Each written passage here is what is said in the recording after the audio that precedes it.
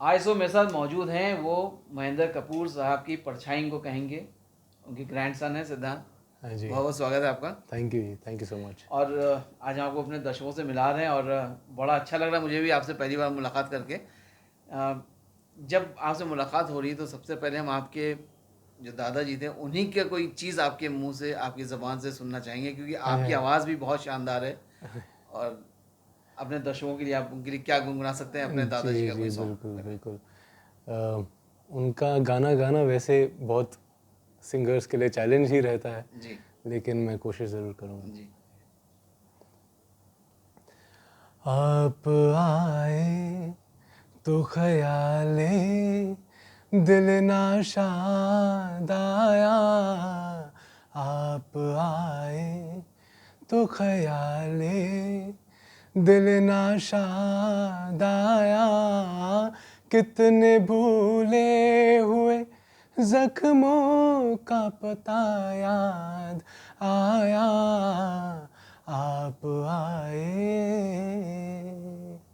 क्या बात है, बहुत शानदार आवाज़ है थैंक आपकी। यू। तो अम, आपसे पूछे, क्योंकि आपका और जैसे आपके पिताजी बता रहे थे, आपका जी आपके दादाजी का बड़ा साथ था। जी, बहुत वक्त आप साथ साथ में गुजारते थे। तो बिल्कुल। क्या यादें हैं आपकी अपने दादाजी के साथ, जो आपने किस बात से आप इंस्पायर हुए कि हमको भी सिंगर ही बनना है और दादाजी से ऐसा बनना है, जो कि बहुत टफ काम है राइट। उनके जैसा बनना? हाँ जी, हाँ जी, हाँ जी।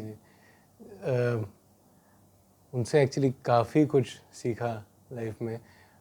उनका जो कमरा है वो मेरे कमरे के बिल्कुल सामने है। तो हमारा रिश्ता इतना करीब का था कि मैं हर रात को जाकर उनके साथ बैठ जाता था, खा डिनर के बाद उनके पास ही बैठा रहता था और देर रात तक हम बातें करते थे। वो मुझे कई चीज़ें सिखाते थे, अपने एक्सपीरियंसेस बताते थे।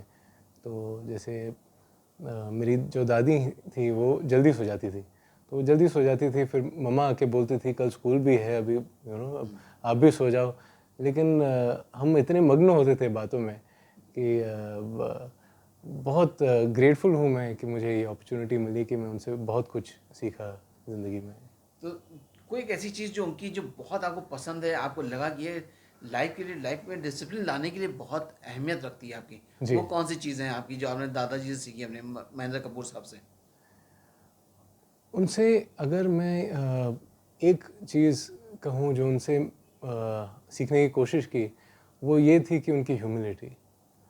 मतलब यहाँ तक कि एज़ चिल्ड्रन हमें ये भी नहीं पता था कि हम उनके घर में रहते हैं जो काफ़ी मशहूर हैं, जो इतने मतलब लव्ड सिंगर हैं और सब उनसे इतना प्यार करते हैं, वो पॉपुलर हैं। हमें हमें इस बात की खबर भी नहीं थी क्योंकि वो इतने सिंपल तरीके से रहते थे। तो यहाँ तक कि मुझे याद है कि मेरे स्कूल में ग्रैंड पेरेंट्स डे था, जब सब ग्रैंड पेरेंट्स को बुलाया था और दादा दादी भी वहाँ जा रहे थे। तो मुझे याद है सारे टीचर्स एक्साइटेड थे कि दादा आ रहे हैं वहाँ पर। तो मैं हैरान था कि सबके ग्रैंड पेरेंट्स आ रहे हैं, दादा के लिए खास क्यों सब एक्साइटेड हैं। तो वहाँ से हमें समझ में आने लगा कि वो मशहूर हैं, वो पॉपुलर है, वरना इतने सिंपल थे कि हमें पता भी नहीं लगने देते कि मैं मतलब इतना पॉपुलर सिंगर हूँ। कभी दादाजी के साथ, महेंद्र जी के साथ, मतलब उनके शोज़ पे जाना हुआ आपका कभी? जी जी जी, बिल्कुल। तो वहाँ पे क्या रिएक्शन होते थे आपकी, जब ऑडियंस बैठती थी और पागलों की तरह उनको सुनती थी, और वो आपके वो बचपना ही रहा होगा आपका, जाहिर सी बात है। बिल्कुल। तो वो क्या सोच थी आपकी, मतलब आपको ऐसा लगता था कि मैं जिनका ग्रैंडसन हूँ वो क्या चीज़ है, क्या हस्ती है? राइट। वो दिमाग में क्या चलता था आपके उस वक्त? तो वही बात रहती थी, हम हैरान रह जाते थे कि इतने लोग एक्साइटेड हैं, इतने खुश हो रहे हैं उनके गाने से, उनके स्टेज पर आने से। तो और कहीं ना कहीं बच्चे थे हम बहुत प्राउड फील करते थे कि हमारे दादा स्टेज पर इतना अच्छा गा रहे, तो हमें बड़ा अच्छा महसूस होता था वहाँ पर। और इसके पीछे की मेहनत भी हम देखते थे कि मतलब मैं स्कूल जाता था उसके पहले से दादा अपने रियाज़ में रहते थे। मैं स्कूल से वापस भी आऊँ तो शायद उन्होंने खाने के लिए सिर्फ रियाज़ छोड़ा होगा, म्यूज़िक चलता ही रहता था। फिर शाम को भी किसी ना किसी का, कोई गुरुजी आते थे, कोई म्यूजिशियंस आते थे, तो उठना बैठना चलता रहता था। फिर से महफ़िल होती थी शाम को। तो वो भी हम देखते थे कि इसके पीछे कितनी मेहनत है। तो एक तरीके से हमें ये भी सीखने मिला कि इतना प्यार, इतनी मशहूरता पाने के लिए कितनी मेहनत है उसके पीछे, वो हमने खुद देखा। तो वो एक बहुत बड़ी सीख थी हमारे लिए। आपने बहुत कुछ सीखा जी, महेंद्र जी से। जी। और आप खुद भी स्टडी आपने पुलिस की है, आपने खुद भी कोर्स किया है म्यूज़िक का जी, जी, London ji. Say, if I am जी, नॉट रॉन्ग। Yes, yes. तो अब उसके बारे में बताइए, आपकी अपनी जर्नी जो है वो कैसी रही अभी तक की? जी, तो मैंने इंडिया में पंडित मुरली मनोहर शुक्ला गुरु जी से हिंदुस्तानी क्लासिकल सीखा है जी। और ज़ेवियर फर्नांडिस सर से मैंने जैज़ पियानो सीखा। जो फर्नांडिस सर से क्लासिकल पियानो सीखा यहाँ पर। फिर मैंने ट्रिनिटी कॉलेज ऑफ म्यूज़िक में मास्टर्स इन म्यूज़िक कॉम्पोजिशन किया। वहाँ पर जॉन एस्टन थॉमस सर मेरे प्रोफेसर थे म्यूज़िक के, जिन्होंने मुझे बहुत इंस्पायर किया। और मैं काफ़ी लकी रहा कि मुझे अपॉर्चुनिटीज़ मिलते रहें। तो वेस्ट के लिए मैं काफ़ी काम करता हूँ जी। जी, अभी हमने सुना अभी कि आपने वेस्ट में भी बहुत काम किया अभी भी आपने जी, जी। रिसेंटली। राइट। उसके बारे में जानना चाहेंगे, वो क्या है आपने जो वहाँ पे जो काम किया दर्शकों के लिए? जी, तो जी। क्या वो बताएंगे दर्शकों के लिए, क्या आपने अभी वहाँ पे क्या किया है? राइट। तो मैं काफ़ी लकी था कि मेरा जो कॉम्पोजिशन का जर्नी था काफ़ी जल्दी शुरू हुआ। तो मैं 16 इयर्स ओल्ड था जब ये जर्नी शुरू हुआ। और उसके बाद कई अपॉर्चुनिटीज़ मिली। मैंने एक स्पेनिश फ़िल्म के लिए म्यूज़िक दिया, जो एस.ए.आर. बोलेन डायरेक्टर हैं, ऑस्कर नॉमिनेटेड डायरेक्टर, उनके साथ उसमें काम किया था। वाह! फिर कई ओटीटी शोज़ के लिए काम किया, कई म्यूज़िक कंपनीज़ के लिए काम किया। एक ओपेरा मैंने कंपोज़ किया था, बर्थ ऑफ गणेशा। तो उसमें कई इंटरनेशनल सिंगर्स थे जिन्होंने हिंदी और संस्कृत में ये ओपेरा दर्शाया था लंदन में। अच्छा। जी। और रिसेंटली मैंने एक्चुअली एक रिकॉर्डिंग की है जहाँ पर मैंने एक बहुत सीनियर म्यूज़िक कंपोज़र के साथ कोलैबोरेट किया है। तो वो मेरे ख्याल से कुछ महीनों में आ जाएगा ओके। जी, जी, जी, उम्मीद है। आपकी आवाज़ बहुत खूबसूरत है। आप थैंक भी यू, माशाल्लाह थैंक बहुत हैंडसम हैं। You, thank you. तो एक्टिंग के लिए कभी ट्राई नहीं किया आपने?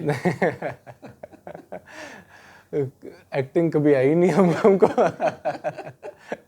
तो अभी ये मतलब कुछ लोग कहते हैं ऐसा कि एक्टिंग करनी चाहिए, पर अभी मैंने इनफैक्ट एक म्यूज़िक वीडियो अपना रिलीज़ किया, बेपरवाह।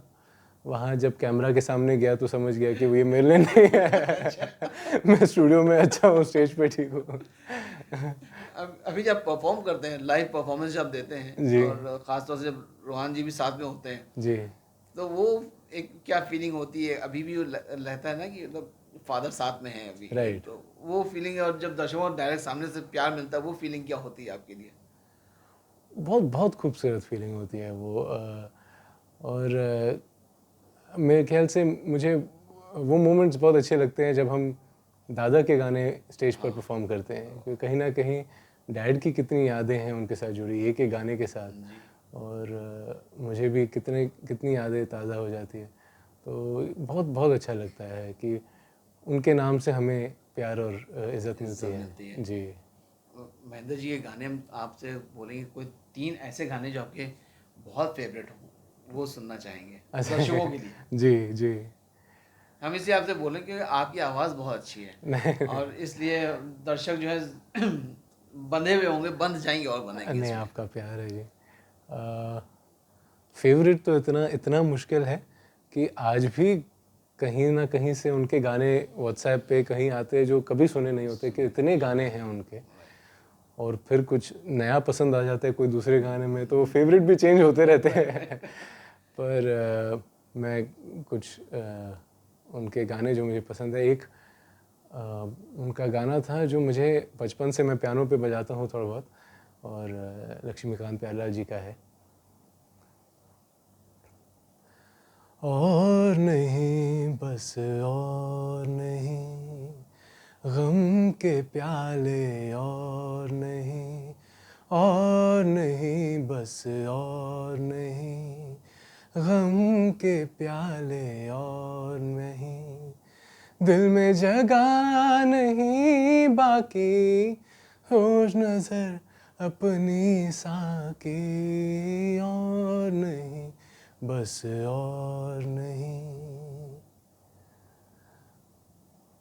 कितने कई गाने हैं ना सर झुका के जियो ना मुंह छुपा जी के जी जी बिल्कुल। आप कहें तो वही सुना वो दो। सुना जी जी दीजिए। जी। न मुँह छुपा के जियो और न सर झुका के जियो, ना मुँह छुपा के जियो और ना सर झुका के जियो। गमों का दौर भी आए तो मुस्कुरा के जियो, ना मुँह छुपा के जियो और ना सर झुका के जियो। उनका कोई रोमांटिक सॉन्ग भी सुनना पसंद करेंगे? अच्छा। एक गाना है जो मतलब ब्रेकअप के बारे में है। जी जी जी। वो तो फेवरेट सब्जेक्ट रहता है हर एक का, जी जी। बूढ़ों से लेके छोटों तक हर एक के साथ हुआ है। हर एक के साथ।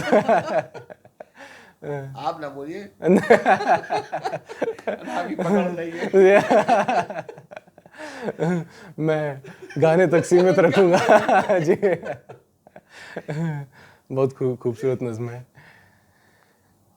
चलो एक बार फिर से अजनबी बन जाए हम दोनों, चलो एक बार फिर से अजनबी बन जाए हम दोनों, चलो एक बार।